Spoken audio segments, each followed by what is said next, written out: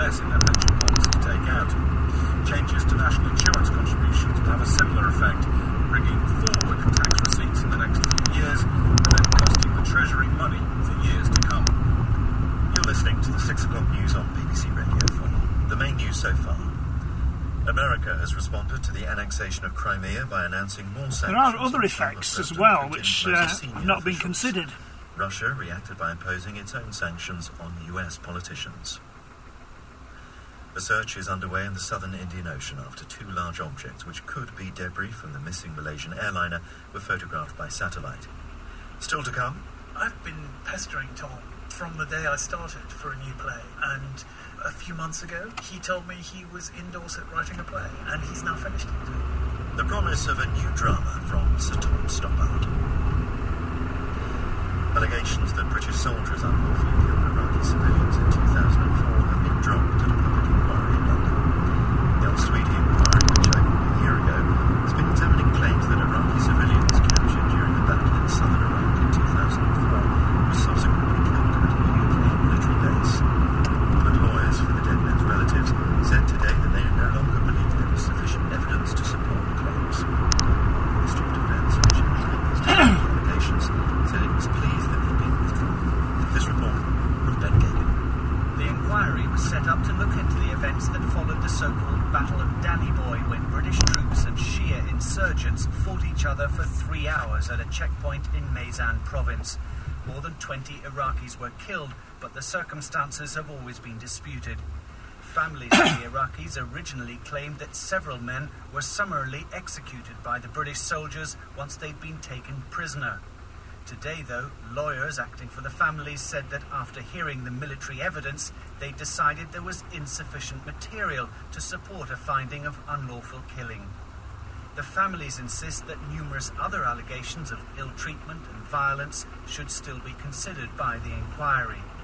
The Ministry of Defence has always vigorously denied the claims, saying the Iraqis who died were killed on the battlefield. The inquiry has been running for more than a year and has heard evidence from nearly 300 witnesses. The final report from the chairman, Sir Thane Forbes, is due to be published in November. Reports from the Afghan capital Kabul say 2 gunmen armed with pistols have managed to enter a 5-star hotel, which is home to many foreigners. Police say at least 2 gunshots have been heard inside the Serena Hotel in the past hour. They said that Afghan special forces have also entered the hotel, which is now surrounded by other soldiers. A former trader has been fined £660,000 by the city regulator for trying to tamper with government bond markets during a round of quantitative easing by the Bank of England. The Financial Conduct Authority also banned Mark Stevenson from the industry after he artificially raised the price of a bond in the hope of making bigger profits in October 2011. Here's our business editor, Robert Peston. The question begged by the punishment of Mark Stevenson, formerly of the investment bank Credit Suisse, for manipulating a UK government bond is whether there was any financial market that hasn't been rigged in recent years. Regulators have been investigating price manipulation in interest rates, foreign currencies and complicated financial products called derivatives. But this is the first time that a trader has been punished for trying to drive up the price of a UK yield to a government bond in the hope of selling it at an inflated price to the Bank of England. Now, as it happens, the Bank of England refused to take the bait, but if it had, the ultimate loss would have fallen on taxpayers, since the Treasury provided an indemnity to the Bank of England for its purchases of gilts under the quantitative easing programme. What's also striking is that Mr Stevenson is not a Johnny-come-lately. He's what many would see as the old city, with nearly 30 years of experience. 3 former G4S security guards are to be charged with manslaughter in connection with the death of a man while he was being deported from the UK. Jimmy Mabenga, who was from Angola, was told to leave Britain after serving 2 years in prison for assault. He collapsed while on a plane at Heathrow Airport in October 2010. Here's our Home Affairs correspondent, Danny Shaw. 2 years ago, the Crown Prosecution Service ruled out charging anyone in connection with Jimmy Mabenga's death. Mr Mabenga, who was 46, collapsed after being restrained on an aircraft on which he was being deported. But last year, after an inquest jury concluded the Angolan had been unlawfully killed, the CPS reviewed the case and examined new evidence. It's now decided to bring manslaughter proceedings against 3 security officers who've been instructed to remove Mr Mabenga from the UK. They're 53-year-old Terence Hughes, Colin Kaler, who's 51, and 38-year-old Stuart Tribblenick. Lawyers for the officers said they vigorously denied the allegations. At the time, the three men worked for G4S, which had a contract to escort people who were being deported. Prosecutors considered charging the company with corporate manslaughter and said there was insufficient evidence. The Court of Appeal will decide whether a 4.5-year jail term given to a man who killed another man with a single punch is too lenient. Lewis Gill pitched an unprovoked term for 14-year-old Andrew Young, who had Asperger's syndrome outside a supermarket in Bournemouth last November. He pleaded guilty to manslaughter. The Attorney General, Dominic Grieve, decided to intervene after Mr. Young's mother called the sentence a joke. The former royal editor at the News of the World has denied at the phone hacking trial that he kept money given to him by the newspaper to pay his sources.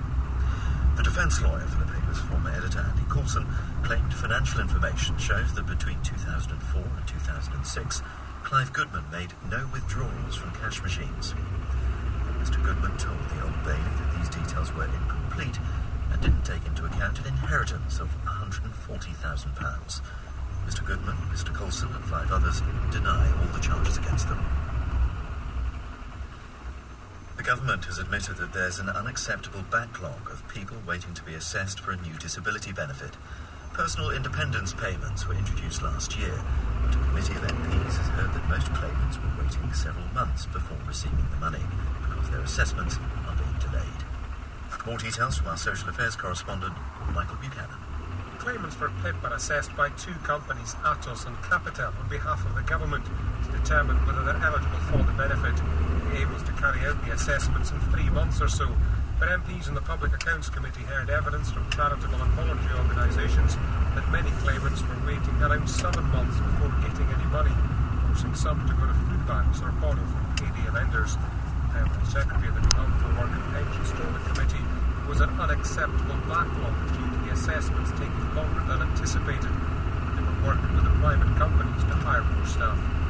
Around 1 million council workers in England, Wales and Northern Ireland have been offered a pay rise of at least 1% this year. The proposal by local authority employers would see those workers on lower salaries getting slightly more. Unions say they're outraged. Here's our local government correspondent, Mike Sargent. Councils say they're facing the biggest cuts in living memory and a severe squeeze in funding from central government. They argue that a large pay increase would result in many more redundancies. Most council employees are being offered 1% this year, matching last year's rise, which itself followed a 3-year pay freeze. Those earning less than $14,880 are this year being offered a larger percentage increase. But unions say that still leaves many council workers earning not much more than the minimum wage.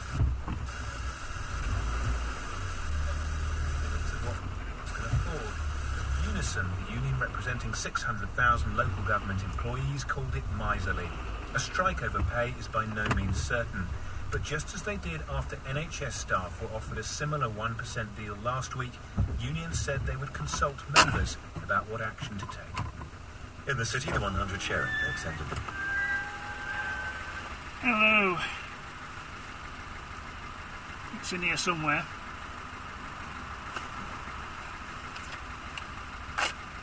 There you go. Thank you. Okay. Yep.